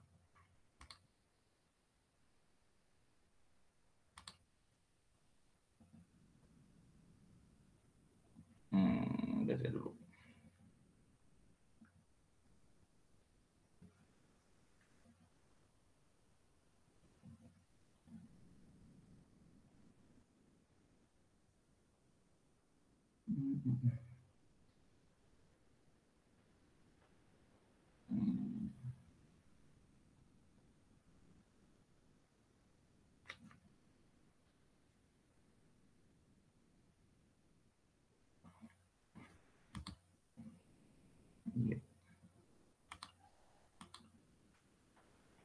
Nah, next, selain autocorrelations, ada juga partial autocorrelations untuk mengecek lagi. Ini fungsinya untuk apa? Nah, yang ini nanti akan kita pakai untuk menentukan nilai P-nya. Jadi berapa banyak autoregresif yang akan dipakai untuk membangun model ARIMA-nya. Jadi tadi kan ARIMA itu, dia itu akan butuh ini. Ketika kita bangun model ARIMA, ada beberapa parameter. Ada P, D, dan Q. Nah, kita nentuinnya ya dari melihat itu, dari mengamati interpretasi.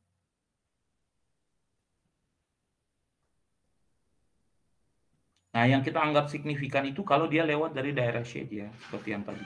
Jadi ini udah partial autocorrelation function diplot itu setelah kita differencing 1.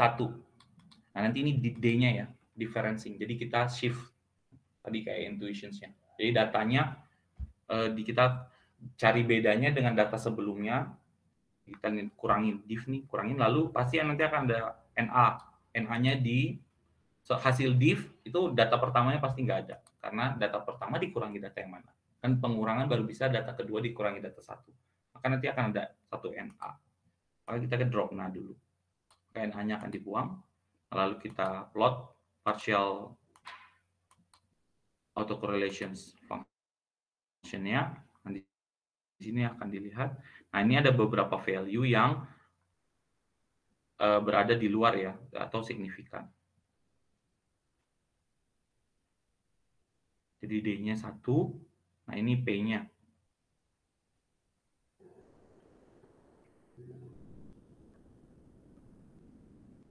Oke, ini kalau 2 kali.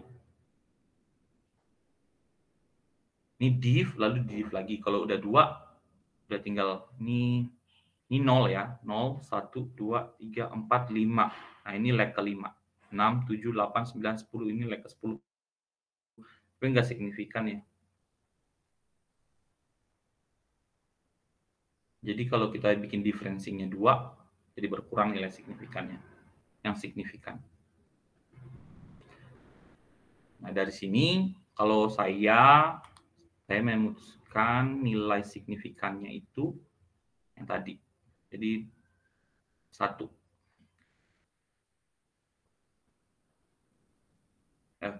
Ya, untuk diferensi D-nya itu nanti 1. Karena ini udah div 2 kali dan nilai signifikannya berkurang, dia udah 1 aja. Ini ada salah satu cara lain untuk menghitung untuk apa ya? DF Q ya. Ini hanya cari-cari aja di internet.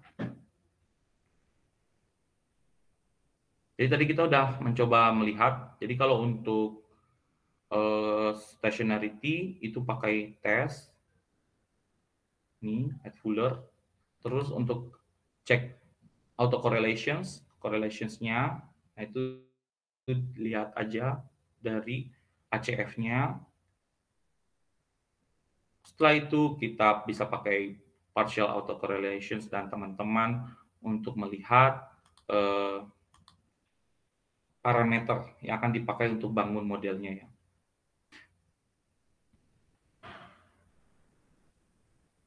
Ini hanya plotnya aja.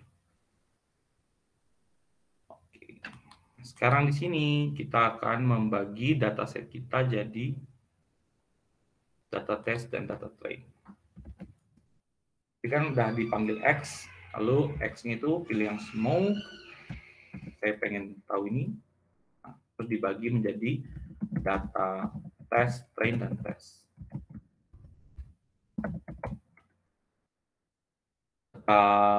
Trainnya itu ukurannya itu seluruh X dari 0 sampai size.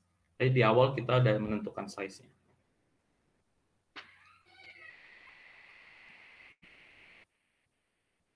Nih, size-nya itu learn dikali 70%. Jadi trainnya nanti bakal 70. Dari 0 sampai ke 70. Lalu nanti 30%-nya jadi tes. Oh, ini udah modelnya. Ini ya. Jadi dari 0, panggil semua X yang small dari 0 sampai size-nya. Lalu untuk yang tes, nih, si tes itu yang ini, tes itu yang belakangnya, another list, isinya X small dari size sampai selesai, sampai nomor terakhir. Nah, jadi sudah ada train sama tesnya. Sekarang,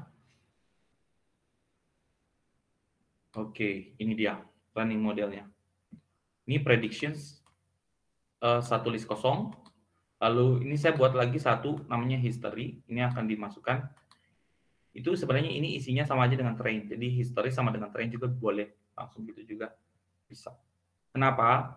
Karena nanti history-nya ini akan saya pakai untuk train. Di mana nanti history-nya ini akan selalu di append. Jadi si Arima ini akan pakai untuk belajar itu data yang bertambah lagi. Karena kan dia menggunakan historical ya. Jadi kalau datanya cuma sepanjang itu aja ya udah berhenti di situ. Jadi kita append lagi dataset untuk latihannya. Jadi dia akan ketambahan lagi. Lalu dia akan pakai berapa nih? Jadi ada 5 P, D, dan Q. Oh ini 1, 0, 1. Ini kenapa ya kemarin saya putuskan 0 ya? Oh, di sini Q-nya, number of moving average-nya saya putuskan 0. Ke 1 ya tadi ya. Ya bisa juga diganti. Membandingkan error aja. Ini kemarin saya sempat ganti-ganti juga. Ini tadi saya sempat ganti 10 juga ya. Kenapa? Karena kalau lihat di PACF-nya, 10-nya tuh ternyata lag 10 itu juga signifikan tuh kelihatan keluar dari daerah. Jadi ini bisa dicek. Oh, satu lagi teman-teman. Kenapa itu 5 ya? Padahal kan 5-nya 0.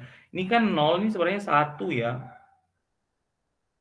Jadi 1, 2, 3, 4, 5, 6. Jadi kalau misalnya ini 0 itu 1, 2, 3, 1, ya benar ya.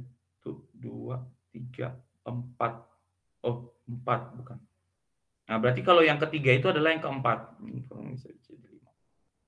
Ini 4 apa 5? Karena dia mengukurnya dari 0 Ini integer, jadi dari 1, 2, 3, 4. Ini bisa list, jadi bisa isi lebih dari 1, tapi harus dalam bentuk list. Yang ini cuma boleh integer, karena berapa kali di differencing, tadi penghitungan differencingnya kan, akhirnya kita ambil yang 1, itu terus yang ini tadi jumlah bagian moving average-nya mau berapa. 1 boleh, mau juga boleh. Kalau tadi 1,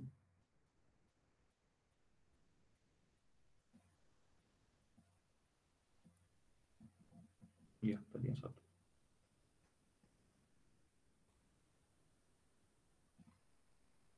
Ini sih coba-coba sih. Tapi setidaknya ada dasarnya ya, nggak coba-cobanya itu nggak sembarang coba-coba. Nah, sekarang yang ini. Jadi kita udah punya prediction sebagai hasil nanti mau dicatat. Kita akan append hasil prediction-nya ke dalam list ini. Terus ini history adalah sejarah yang dipakai untuk belajar ya, history. Sorry teman-teman. Lalu ini model yang dibangun dari ARIMA tadi udah di-input di, dia akan belajar dari si list history-nya, lalu order yang dipakai itu nanti ini. Maka nanti mereka semua tuh akan punya coefficient. Jadi akan ada 4 coefficients untuk bagian autoregressive. Lalu berikutnya. Nanti di summary akan kelihatan. Terus ini model fit untuk nih predictions-nya ya. Nih. Karena nanti ini ops-nya akan jadi tes ke T. Lalu ini observasi kita akan di-append-kan. Ini sebenarnya kalau teman-teman mau tes langsung tes ke T, boleh juga. Jadi historinya akan selalu diperbaharui sampai data tesnya tuh habis dipakai, belajar terus. Mungkin lebih enaknya dibagi malah 3 ya. Jadi ada yang satu data yang benar-benar baru, yang belum dipakai dalam proses berlatih. Nah, coba untuk dipakai untuk prediksi. Kira-kira dia bisa nggak? Kalau bisa berarti keren. Itu mungkin beberapa hal peningkatan yang bisa teman-teman buat.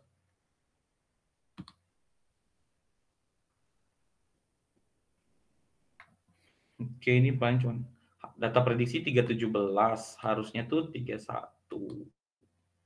Ini ada beda-bedanya. 308 harusnya 340. 341 harusnya 345. 295 ya bisa lihat ya. Jadi ini udah melatih lalu melakukan prediksi.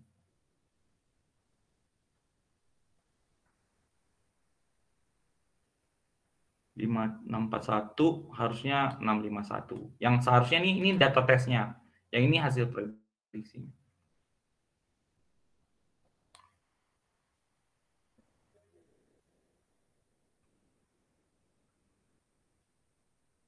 Nah, latihannya udah selesai.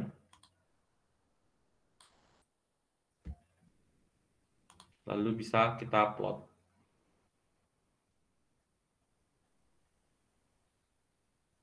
Nah, ini tadi. Ini yang warna biru. Warna biru itu data tesnya. Yang warna merah itu hasil prediksi.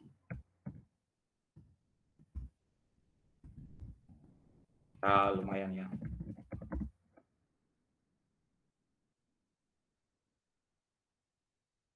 Patternnya nggak tapi patternnya dapat. Ya itu mungkin nanti tuning lagi. Nah, nanti bisa diganti tadi PDQ-nya. Itu akan mempengaruhi. Di sini ada residu. Kita juga bisa pelajari residunya. Kayak data selama prosesnya itu, data yang sebenarnya aktual sama data yang ditebak. Nah itu selisihnya berapa residu. Lalu kita bisa lihat. Kalau dihistogramkan, ini nggak dicek sih ini parameternya berapa, tapi ini nggak pas 0 ya. Nah, nggak pak. Jadi kayak min-nya itu bukan 0. Rata-ratanya itu bukan 0. Berarti residu rata-ratanya bukan 0. Berarti artinya apa? Ada sedikit kegeser. Apa tuh? Ada bias gitu. Jadi R yang aktual dengan yang prediksi itu nggak, rata-ratanya itu bukan 0. Jadi sehingga ini modelnya agak sedikit nggak baik gitu. Saya enggak, yang bagus itu kan rata-ratanya 0. Jadi setiap kali dikurangi R prediksi dengan R data aktualnya harusnya 0, 0, 0. 0 artinya nggak ada residu, nggak ada perbedaan antara data prediksi dan data tes. Di sini residunya ternyata geser nih, dia nggak 0. Kalau ini saya cuma pengen cek aja nih. Ini tuh IQR tuh interquartile range, cuma pengen lihat residunya sendiri itu normal nggak? Ada outliers nggak di situ? Wah, ternyata ngeri juga. Ya walaupun belum tahu ini nanti buat apa.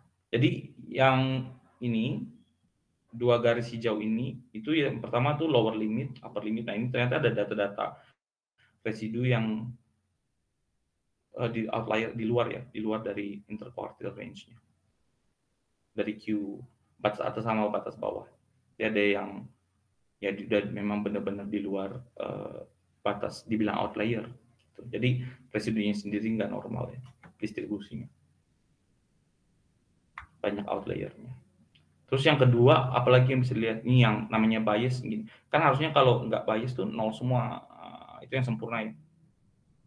Tapi ini malah ada yang nggak 0, ke atas atau ke bawah, ke atas ke bawah, ke atas ke bawah, ke atas.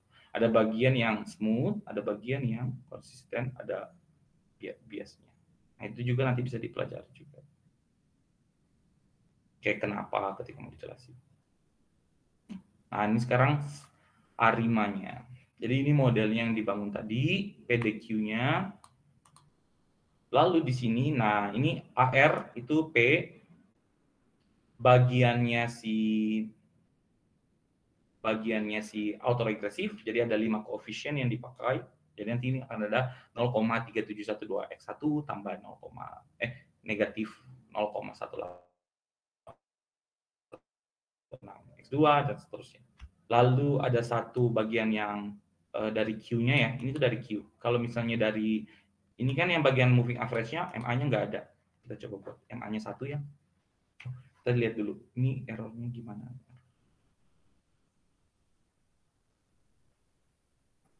Ini ada standard deviation errornya untuk masing-masing. Nah, ini skewness-nya, berarti ada kemiringan ya dari distribusinya ya. Ini sepertinya si residunya. Kita coba dulu kalau dia 1 gimana.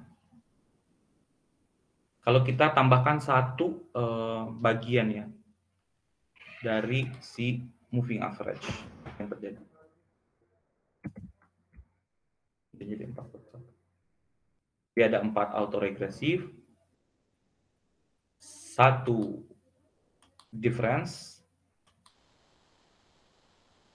dan 1 moving average.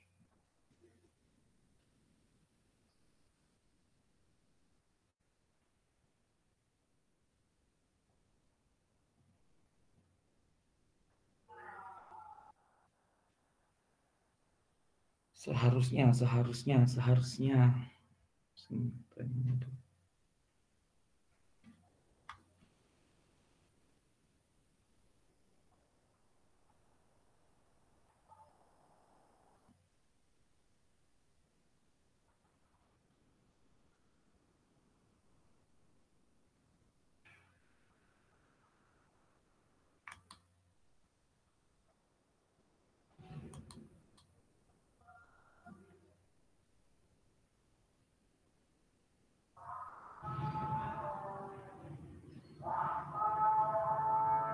Oke. Coba kita PLP plot S, prediction.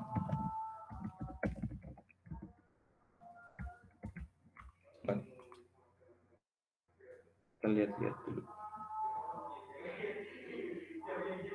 Oh, sorry.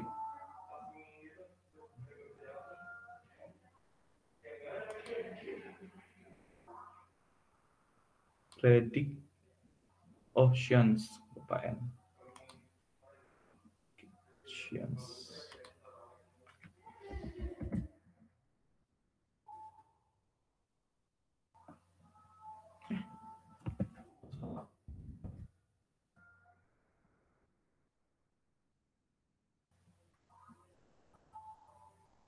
Oh, salah.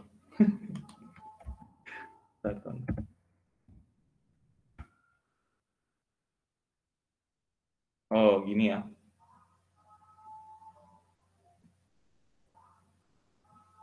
Wow. Ini kalau kita plot tes data real dengan data prediksi. Ya, ada tren sih.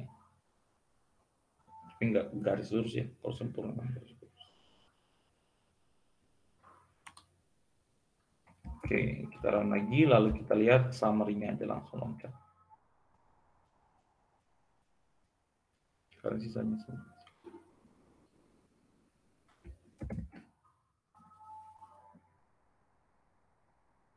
Nah, ini dia. Nah, sekarang, ini kita ketambahan satu lagi coefficients. Ini MA, ini moving average. Ini karena kita tambah nilai Q-nya jadi 1, dia akan nambahin satu lagi coefficient dalam persamaannya. Nah, nanti dari situ kita bisa bangun persamaan yang di awal tadi. Jadi nanti sigma 2 ini nempatin si C ini ya. Mana tadi ya? Nah, ini dia. Jadi nanti 1600 berapa itu tadi, terus ditambah koefisiennya, terus ini kan ada berapa tuh? Ada 1, 2, 3, 4, 5, 4 ya. Nah, maka dia akan mengisi masing-masing 1 sampai ke 4, mundur ke 4. Oke, terus plus, nah terus kita punya satu moving average. Nah, ini coefficients-nya akan diisi, terus diisikan dalam moving average. Pergerakan rata-ratanya. Oke, makanya dia belajar, dia mengupdate untuk nanti nambah, belajar lagi. Oke, mungkin sampai situ. Nah, ini ada satu lagi referensi ini untuk menjelaskan. Ini lebih enak lagi. Juga saya pakai untuk buat ini.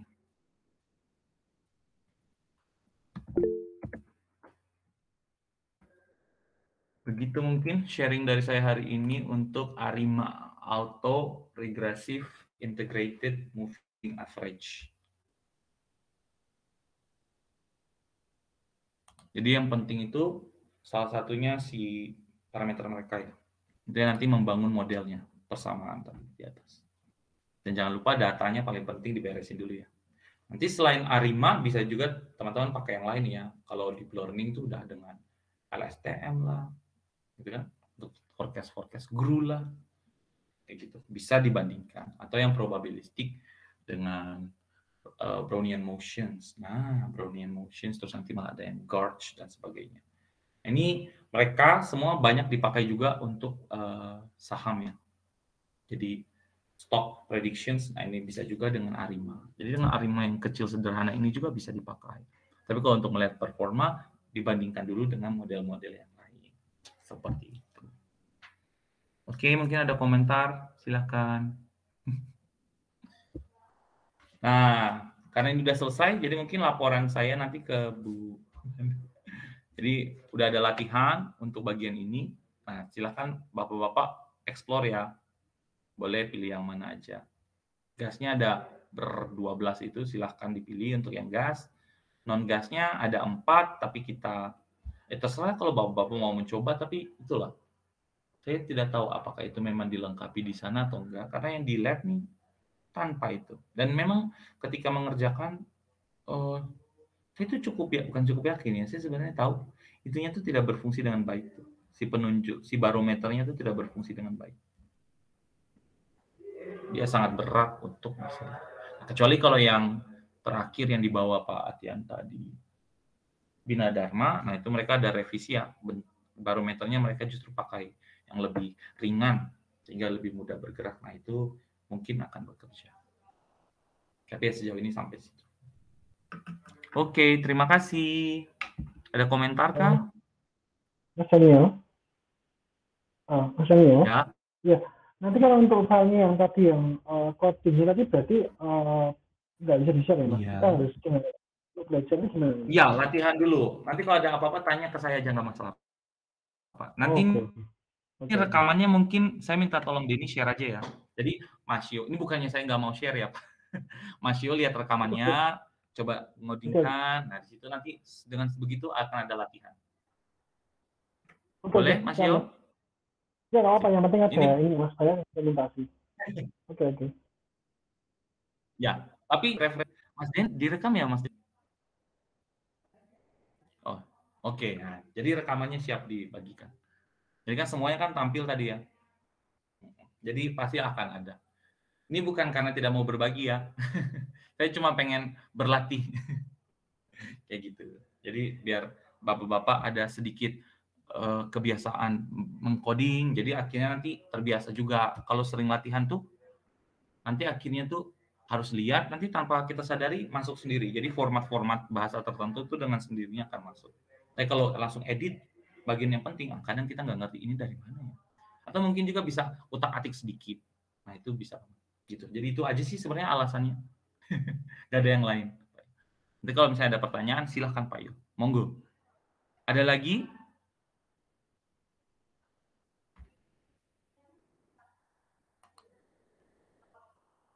Oke, kalau tidak ada, mungkin sampai di sini dulu. Oh iya. Bolehkah kita on cam sebentar? Saya tuh kemarin lupa yang mengambil screenshot ya. Nggak apa-apa, lagian juga singkat ya kelasnya. Oke, halo Pak Yo. Halo Pak Faldi, wah sudah di rumah. Oke, Mas Abdil, Mas Denny udah sangat familiar ya. Mas Denny, Mas Pak Fadil, Pak Faldi, ini udah sangat